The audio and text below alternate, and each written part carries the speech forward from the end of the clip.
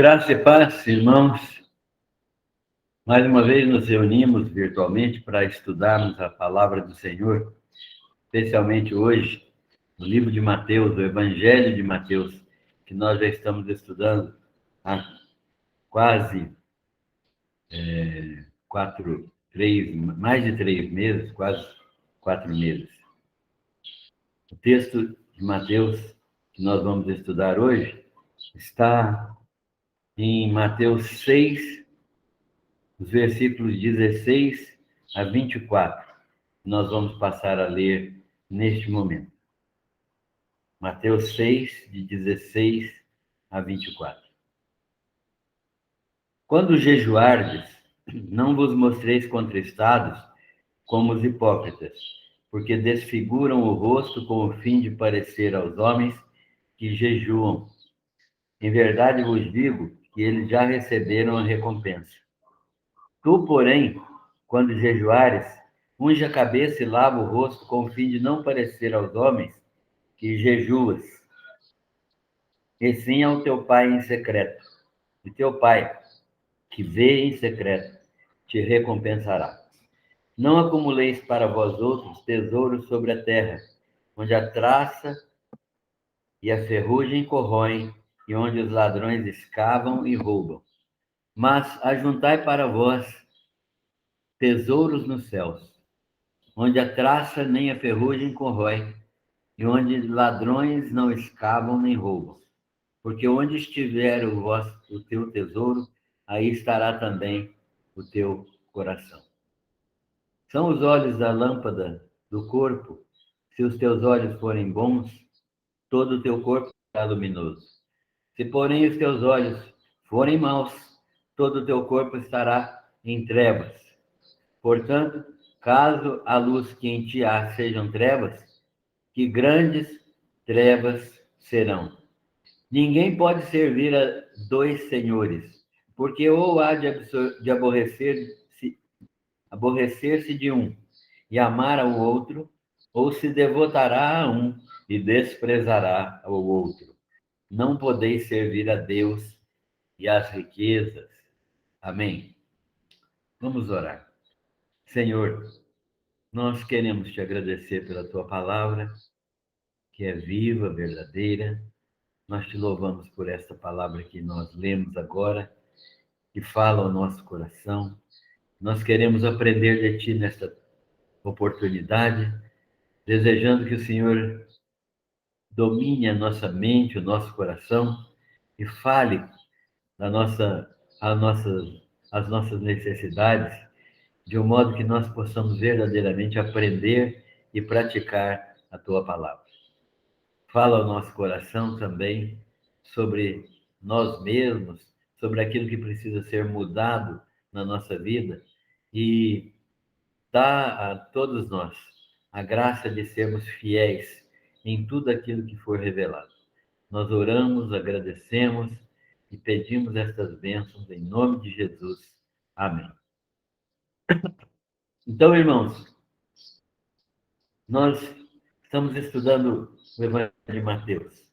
E Jesus, nesse texto, está ensinando aos seus discípulos, ensinando princípios para uma vida justa. Este é chamado Sermão do Monte. E no Sermão do Monte nós vemos Jesus ensinando seus discípulos como deve ser o comportamento dos filhos do reino, ou seja, aqueles que estão diante do rei e que obedecem ao rei e que se manifestam submissamente ao rei. Jesus está ensinando, portanto, os seus discípulos e começa falando sobre tudo, de tudo que é prática judaica e daquilo principalmente de prática judaica de auxílio às pessoas. Jesus está ensinando o tripé da prática judaica, que são esmolas, oração e jejum. Esse tripé da manifestação externa da justiça dos judeus é salientado por Jesus aqui, mas de um modo negativo em relação aos judeus. Jesus fala da necessidade de serem essas práticas anônimas, de serem praticadas em segredo, sem publicidade ou sem alarde. Os fariseus praticavam estes atos, mas faziam de modo a serem reconhecidos pelos outros, a serem reconhecidos por todos os que os que circundavam essas pessoas. E no dizer de Jesus, eles tocavam trombetas, ou seja, anunciavam claramente os seus feitos. Jesus está condenando esta atitude de fazer uma coisa e sair proclamando aquilo que fez. E todos os que estão ao redor, os que os que circundavam esses judeus, sempre tinham noção de como eles eram justos, né? Porque o que eles queriam proclamar é a sua justiça. Eles queriam que todos soubessem como eles eram justos diante do Senhor, fazendo estas coisas. Jesus condena esta prática. Condena porque essa prática era uma prática farisaica, no sentido de que era uma prática que não condizia com aquilo que estava no coração do praticante. Ele fala desta condição de demonstrar aquilo que não vai dentro do coração. Portanto, é uma atitude falsa, uma atitude que os fariseus tomavam para demonstrar aquilo que eles não eram. Jesus ensina a orar, então, neste texto. Nós já aprendemos sobre isso, e ele fala que nossa oração deve ser secreta, nunca para ser reconhecido pelas pessoas. Ele ensina também a contribuir, ensina a contribuir secretamente, de modo que o ensino dele mostra que cada pessoa, ao contribuir, deve fazer de modo que a sua mão direita não saiba o que fez a sua esquerda. Ou seja, ninguém precisa ficar sabendo daquilo que você faz, no sentido de contribuição. E também ele fala que todos os que vão jejuar devem jejuar de modo a não parecer que jejuam. Devem tomar atitudes que não transpareçam a sua não alimentação naquele período, né? Devem tomar atitudes que não permitam que as pessoas descubram pelas atitudes e pela feição das pessoas que elas estão jejuando. O jejum para Jesus não é apenas abstenção de alimentos, não é apenas deixar de comer. Deixar de comer é simplesmente passar fome. Mas para Jesus, o jejum é mais do que deixar de se alimentar. Ele é, primeiro de tudo, uma manifestação de piedade. O jejum é uma manifestação de uma vida santa, de uma vida reta diante de Deus. Não é uma pessoa que vai jejuar, que esteja com uma vida de qualquer jeito, que é aceita diante de Deus. É aceito o jejum daquele que é piedoso. Não para conseguir alguma coisa diante de Deus, mas para investir o tempo maior na comunhão com Deus, na sua relação com Deus. Não é apenas a abstenção de alimentos, então, é para manifestar piedade. A manifestação de piedade aqui é uma manifestação importante, né? Mas os judeus manifestavam piedade de modo explícito, de modo externo. O jejum não é para manifestar piedade. Quem manifesta piedade e manifesta de modo que as outras pessoas venham reconhecer isso, não está jejuando, está meramente deixando de comer. Também o jejum não é para uma obediência de preceitos apenas. Não é meramente para obedecer preceitos. O jejum é mais do que uma obrigação. Pelo contrário, o jejum não é nem uma obrigação. Jesus não obrigou ninguém a jejuar. Ele está comentando aqui com seus discípulos que o jejum não é meramente para obedecer preceitos de jejum. São condutas que não agradam a Deus. Não é somente para obedecer leis que nós jejuamos. É preciso ter outra motivação. A obediência a leis é externa, é exterior. E quem está fazendo isso está apenas cumprindo exteriormente o preceito da lei, sem que isso realmente signifique um coração quebrantado. Mas também, para Jesus, o jejum não é para orgulho pessoal, não é para satisfação consigo mesmo, né? Não é para que a pessoa fique satisfeita consigo mesmo. Como aquele exemplo que Jesus dá, que o fariseu orava em pé na praça e dizia que ninguém era justo como ele, jejuava 2 vezes por semana. Ele estava manifestando ali que ele tinha méritos diante de Deus e, portanto, não é uma atitude que Deus se agrada, é esse tipo de atitude diante de Deus, para alcançar algum mérito diante de Deus, ou para orgulho pessoal, não é? Não é para isso o jejum. Alcançar mérito diante de Deus também pelo jejum é impossível, porque são obras, e sem obra e por obras ninguém pode agradar a Deus, ninguém pode glorificar a Deus. Obras meritórias não são de modo algum praticadas para agradar a Deus, elas são praticadas para exaltar a si mesmo. O jejum também não é para conseguir bênçãos, não é troca. Deus não está fazendo troca com qualquer pessoa. Alguém jejua para trocar com Deus, para Deus abençoar. Eu tenho ouvido pessoas falarem assim: agora eu tenho feito um propósito de jejuar toda semana, tal dia, para ver se eu consigo receber de Deus tal bênção. Isso não existe biblicamente.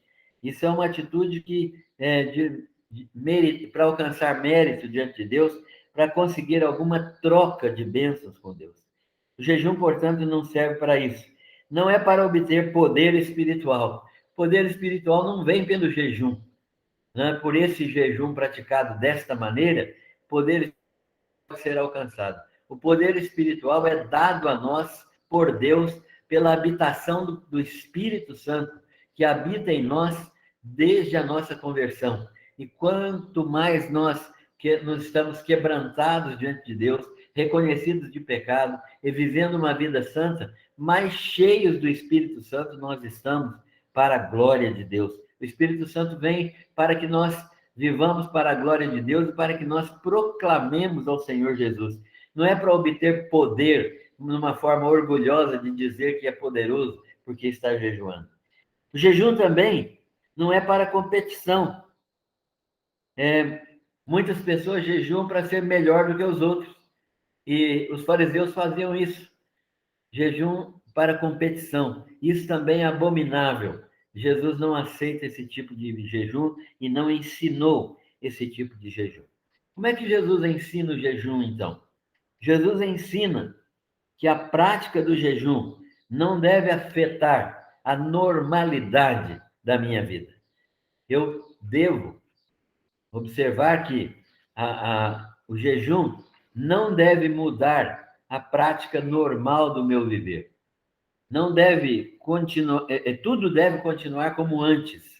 Tudo deve continuar do mesmo modo como eu vivia, para ninguém notar, para não ser uma exposição da minha prática e para não ser uma troca, para não ser buscar uma aparência de quem é piedoso, nada disso. Tudo deve continuar como antes, para não parecer que está jejuando ou que há algum valor nesse tipo de jejum. Nós precisamos não fazer cara de piedade. Jesus estava dizendo isso. Quando você jejuar, não dê a aparência de que está jejuando. Antes de tudo, pratique tenha a sua prática de vida inalterada, para que ninguém perceba que você está numa posição de jejum. E de maneira que ninguém seja induzido a pensar que você está jejuando, ou que as pessoas sejam induzidas a perguntarem a você por que você está abatido e você tenha que dizer que está jejuando. Jesus, então, ensinou deste modo o jejum. E é um jejum que procede de pessoas que procedem de modo diferente, né? De modo que eles estão buscando servir a Deus com o seu jejum. E não é um jejum daqueles que procedem de modo diferente, que querem manifestar a sua prática de jejum já às outras pessoas, porque Jesus disse que quem quer fazer isso já recebeu sua recompensa. O jejum que Jesus fala, que Jesus defende, que Jesus estimula, é um jejum que esteja associado ao louvor, que esteja associado à gratidão, um louvor que esteja associado ao arrependimento, ao quebrantamento, à busca de orientação de Deus. Esse tipo de jejum, um jejum com alegria, um jejum com quebrantamento, com arrependimento de pecados, com um coração quebrantado diante de Deus, desejoso de conhecer a vontade de Deus, esse tipo de jejum, portanto, deve ser praticado diante de Deus. Mas Mateus continua, Jesus, através aqui do estudo de Mateus, continua ensinando, né? Como lidar com os bens materiais. Isso é um problema meio complicado. Como lidar com os bens materiais. Isso aqui, quando Jesus está falando isso aqui, podemos entender que é um manifesto contra o materialismo. Jesus está ensinando a não acumular tesouros na terra. Jesus está dizendo que riquezas, bens materiais, roupas, etc., não devem ser acumulados. A quem acumula tesouros na terra passa a amar essas coisas. Jesus diz que a traça e a ferrugem corrompem, corroem, destroem esse tipo de tesouro. E Jesus está dizendo que os ladrões minam e roubam. Portanto, esse tipo de tesouro não é seguro. Ninguém fica seguro administrando essas coisas deste modo que Jesus está ensinando aqui, acumulando tesouros na terra. Aqui se fala da insegurança de acumular, da demonstração de riscos ao acumular bens materiais. Jesus está ensinando, então, que os bens materiais não devem ocupar o primeiro lugar na nossa vida, não devem ocupar a nossa preocupação, não devem ser acumulados de modo que nós ponhamos a nossa confiança nos bens materiais. Jesus está dizendo, então, e fazendo um contraste, que ele estabelece o seguinte: as coisas que nós devemos ajuntar são tesouros espirituais, num local absolutamente seguro, que é o céu. Como que nós vamos assegurar os bens espirituais? Com a nossa prática diária da justiça de Deus. Quando nós nos alegramos em Deus, praticamos a sua vontade, andamos em obediência, nos arrependemos dos nossos pecados, somos quebrantados diante do Senhor, temos alegria em servi-lo. Isso tudo nos leva a acumular tesouros no céu, onde a traça e o ladrão não podem consumir nem roubar. Jesus está dizendo, portanto, que é uma questão de localização. Onde é que está o nosso tesouro? E uma questão de identificação. Com que nós nos identificamos? Com a vontade de Deus ou com os bens materiais? O contraste que Jesus estabelece é, portanto, entre tesouros espirituais e tesouros materiais. E demonstra que o céu é um lugar absolutamente seguro. Isto certamente inclui uma atitude correta para com os bens materiais. Que lugar os bens materiais ocupam em nossa vida? É errado ter bens materiais? E nós podemos responder que não. Jesus nunca condenou os bens materiais, mas ele condenou quando os bens materiais são o nosso principal motivo de viver. Se os bens materiais são o nosso tesouro, o nosso bem maior, o nosso coração estará cheio de apego material, apego às coisas materiais, e não haverá espaço para Deus no nosso coração. Então, nosso coração estará colocado neste mundo, estará colocado aqui, nos tesouros materiais. Mas se o nosso coração estiver no céu, o nosso maior tesouro estiver no céu, né, Jesus for o nosso maior tesouro, nosso coração estará lá, perfeitamente colocado no céu, e nós poderemos ver de modo maravilhoso as ações de Jesus Cristo na nossa vida, porque nós o temos como nosso maior tesouro. E toda a nossa vida será dirigida pelos valores eternos do céu para glorificar o Senhor nosso Deus. Os valores deste mundo são passageiros e não trazem salvação, não evidenciam salvação. Os valores deste mundo não são permanentes, eles acabam, eles se passam. Os valores celestiais são eternos e evidenciam salvação. E mais do que isso, evidenciam que nós teremos galardões lá no céu. Qual é a nossa relação, então, com luz e trevas? Por que Jesus insere esse versículo logo depois daquele que ele diz: onde está o teu tesouro, aí estará também o teu coração? Por que Jesus insere logo em seguida esse versículo sobre luz e trevas? Se os olhos são os olhos a lâmpada do corpo. Há uma relação dessas riquezas com a luz e com as trevas. Os olhos, aquilo que nós vemos, determinam as nossas atitudes. São aquilo que entra, são as coisas que entram pelos nossos olhos que determinam nossas atitudes.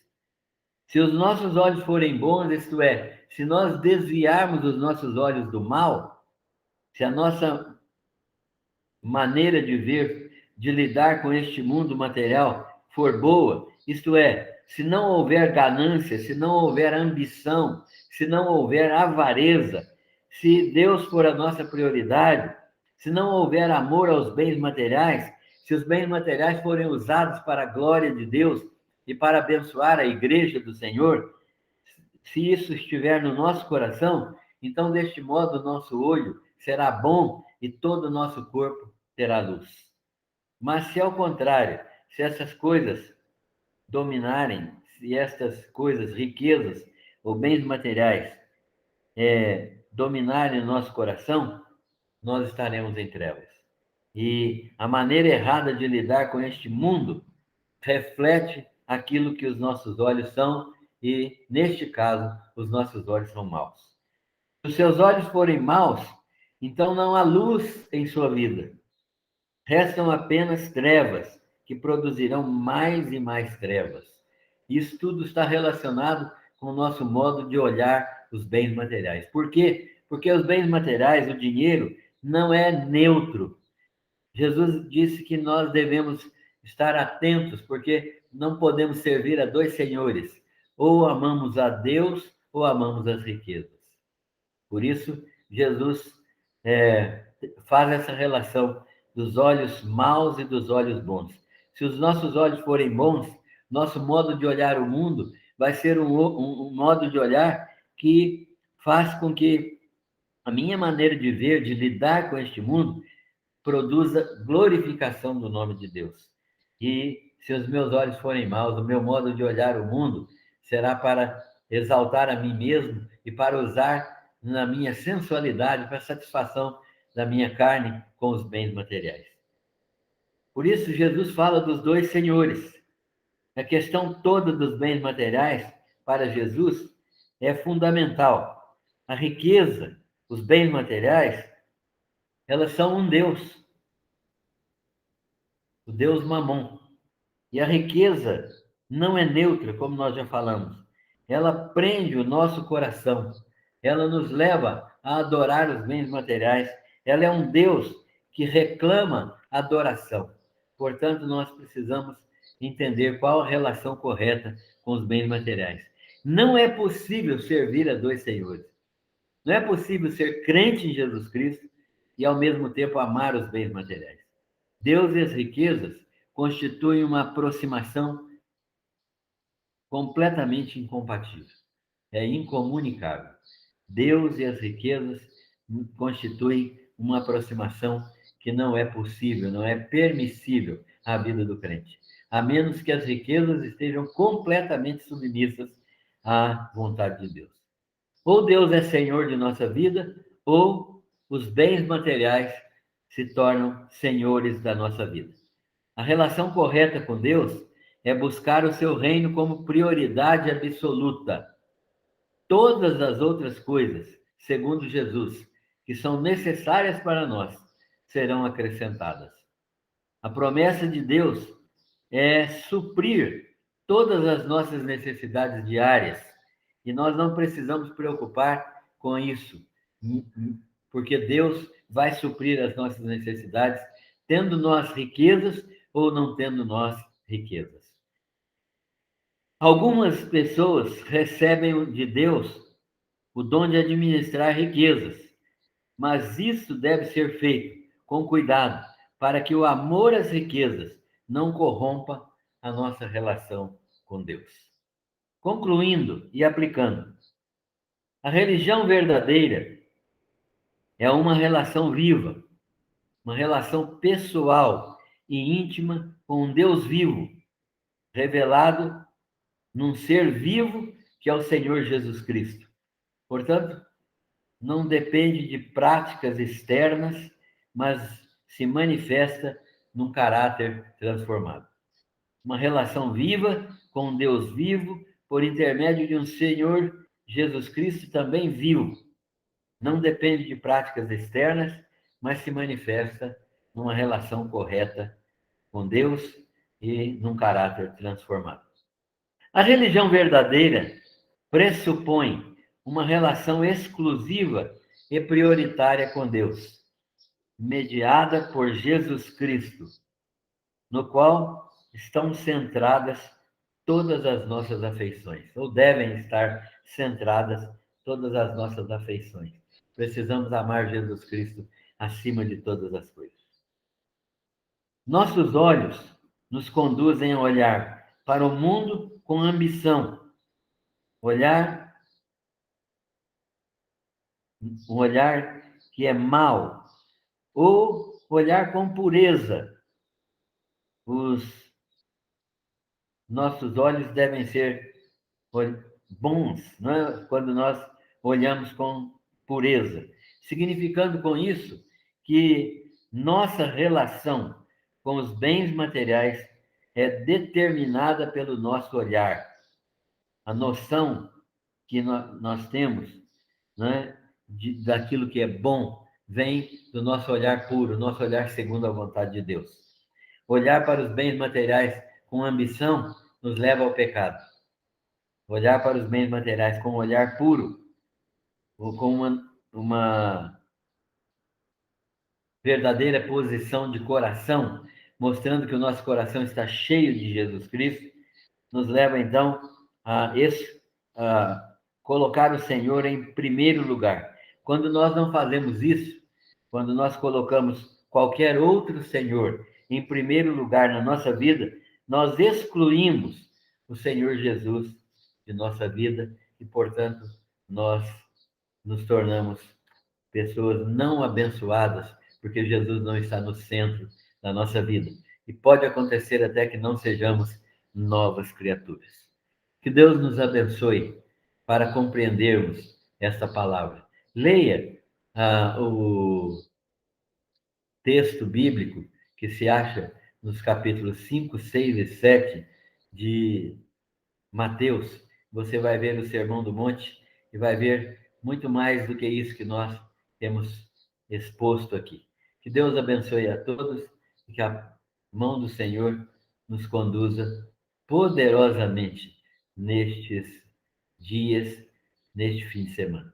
Nós oramos agora agradecendo a Deus por todas as suas bênçãos. Pai, obrigado por este momento em que estudamos a tua palavra. Pedimos que o Senhor abençoe a compreensão e a prática dela na nossa vida. Oramos em nome de Jesus. Amém.